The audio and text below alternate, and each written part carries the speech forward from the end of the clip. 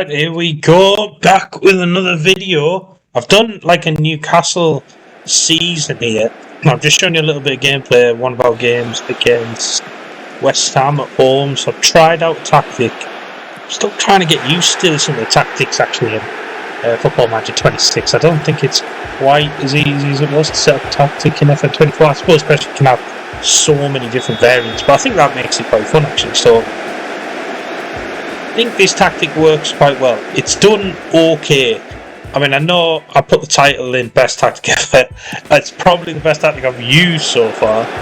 I did put a question mark on it because I don't think it's the best tactic ever, but I am still going to be searching for that tactic and I will keep trying. I think the next few videos that I'll bring out will be ones of me trying tactic videos to see how they go. As you can see, good goal there, Livermendo and Andy Gordon. We'll take you through the tactic in a bit. I know it's only the 7th minute, but we're winning 2-0 there. But I think there's only one more goal in this game. As you can see, Juff struggling there, passing it all the way back to Manson. Out to Juff, we're into pressing them. We do press quite high with this tactic, which I like. Gordon on the ball, into Livermento, back to Gordon, to Tonali, looking for Ramsey, good defending. Shah keeps the pressure on. I suppose a bit like Newcastle in real life, they are quite high pressing, kind of fun team to watch at times, maybe not as consistent as they'd like to be.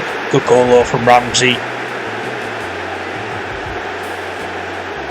But I do like this tactic. We did pretty well this season. I will take you through that. Let me know in the comments if you guys have any really good tactics that you're using, or if there's a certain tactic you want me to try out, something like that.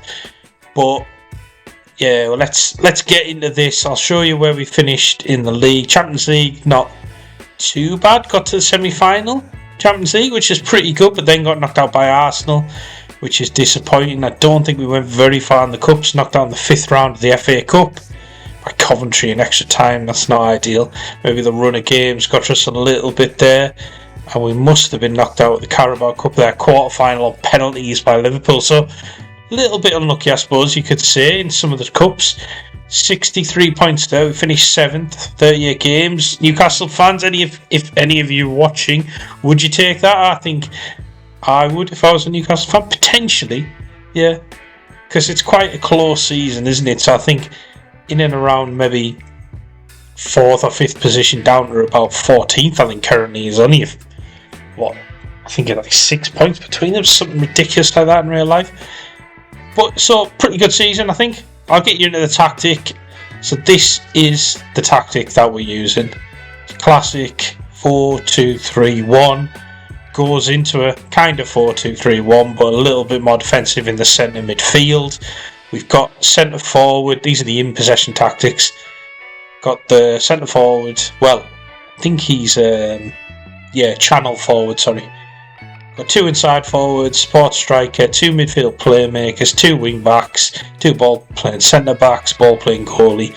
Then we've got tracking centre forward, 2 wingers, pressing centre mid, 2 pressing DMs, 2 pressing full backs. So I did want to be quite high pressing with this tactic. 2 centre backs and a sweeper keeper. I suppose that was kind of the thing I wanted to try to see if it works. We did concede quite a few goals, so maybe that doesn't quite work. I'm still trying to find the meta in this game, I suppose, if you like, for want of a better word.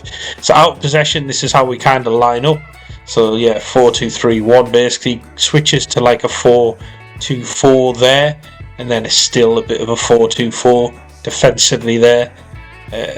In when we have the ball, we're building up here, kind of with a 2-4-4, I suppose, almost build-up formation.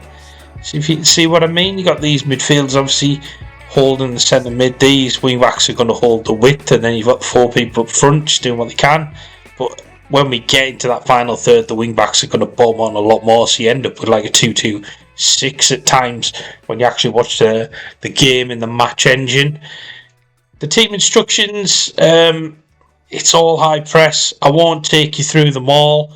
I'll put them on the screen so you can kind of screenshot it if you want to see, but it's essentially a very high press kind of gig and press style with short passing and working into the box is the theory when we've got the ball. But out of possession, very high press, high defensive line, you know, trigger press much more often, get stuck in.